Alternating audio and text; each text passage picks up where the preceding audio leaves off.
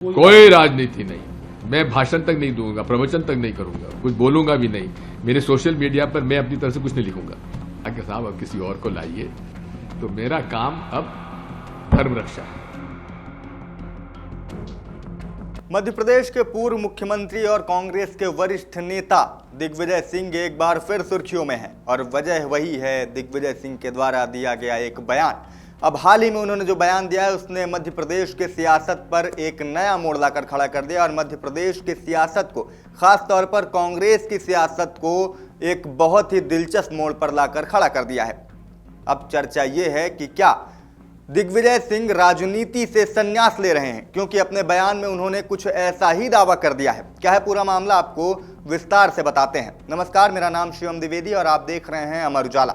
मध्य प्रदेश की राजनीति में एक नाम अक्सर सुर्खियों में रहता है, चाहे वो कोई फैसला हो, चाहे वो कोई बयान हो, चाहे कांग्रेस के भीतर की गुटबाजी हो, चाहे बीजेपी खेमे को लेकर शुरू हुई कोई हलचल हो, या फिर बीजेपी नेताओं की तरफ से किसी पर निशाना साधा गया हो।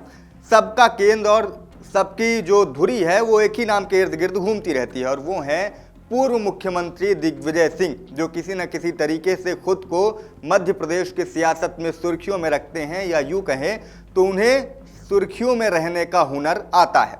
अब हाल ही में उन्होंने एक ऐसा बयान दिया जिसके बाद कांग्रेस की सियासत, बीजेपी की सियासत और मध्य प्रदेश की जो पूरी सियासत है, जो मध्य प्रदेश की राजनीति को समझने वाले लोग हैं, वो भी अब सकते में हैं।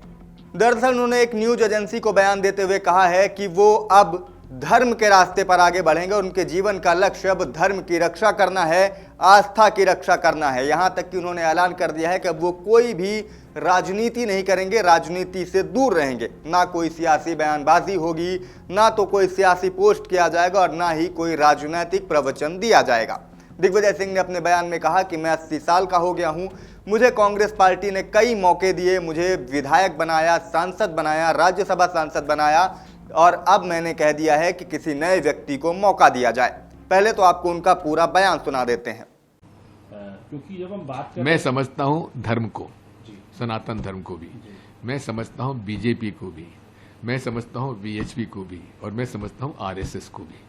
राजनीति भी समझ रहे हैं क्या? मैं राजनीति मैंने राजनीति, अब देखो मैं 80 साल का हो गया, मेरी पार्टी ने मुझे 5 बार एमएलए बनाया, 2 बार लोकसभा, 2 बार राज्यसभा, इसलिए इस बार मैंने कहा कि साहब अब किसी और को लाइए, तो मेरा काम अब धर्म रक्षा है। इस मामले में धर्म की रक्षा कर रहे हैं, कोई राजनीति आखिरी सांस तक इसमें कोई राजनीति नहीं, कोई राजनीति नहीं। जो आपकी यात्रा होगी उसमें कोई राजनीति नहीं। मैं भाषण तक नहीं दूंगा, प्रवचन तक नहीं करूंगा, कुछ बोलूंगा भी नहीं।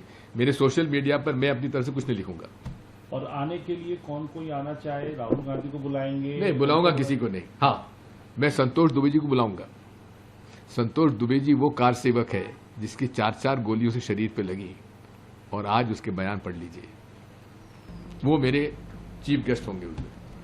तो दिग्विजय सिंह का साफ तौर पर कहना है कि मैं किसी भी तरीके की सियासी गतिविधि से दूर रहूंगा। यहां तक ऐलान कर दिया कि सोशल मीडिया पर भी मेरी ओर से कोई पोस्ट नहीं किया जाएगा। उन्होंने जो अपनी पद यात्रा का ऐलान किया था कि उज्जैन से लेकर अयोध्या तक पद यात्रा निकालेंगे, इस पर उन्होंने कहा है कि इस पर भी कोई राजनीतिक हलचल देखने को नहीं मिलेगी। ये पदयात्रा पूरी तरीके से धार्मिक होगी। उन्होंने कहा है कि इस पदयात्रा के बाद जो कार्यक्रम होगा उसमें भी किसी सियासी व्यक्ति को आमंत्रित नहीं किया जाएगा, बल्कि उन लोगों को बुलाया जाएगा जिन कार सेवकों ने राम मंदिर आंदोलन में गोली खाई थी।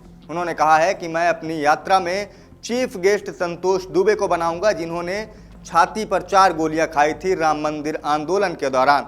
तो कुल मिलाकर दिग्विजय सिंह का कहना है कि वो पूरी तरीके से राजनीतिक और सियासी गतिविधियों से दूर रहेंगे।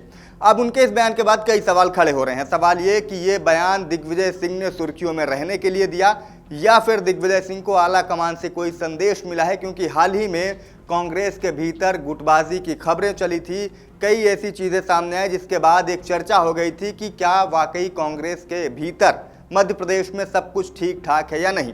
सबसे बड़ी बात आपको याद होगा, मीनाक्षी नटराजन का नामांकन रद्द होने के बाद नोकझोंक होती दिखाई दी थी प्रेस कॉन्फ्रेंस के दौरान दिग्विजय सिंह और हरीश चौधरी के बीच। इसके बाद अगला वाकया सामने आता है जब जीतू पटवारी को कुर्सी में बैठने के लिए कहते हैं, जीतू पटवारी दिग्विजय सिंह को, लेकिन दिग्विजय सिंह उन्हें दरकिनार करते हुए, उनकी बातों को अनसुना करते हुए आगे बढ़ जाते हैं।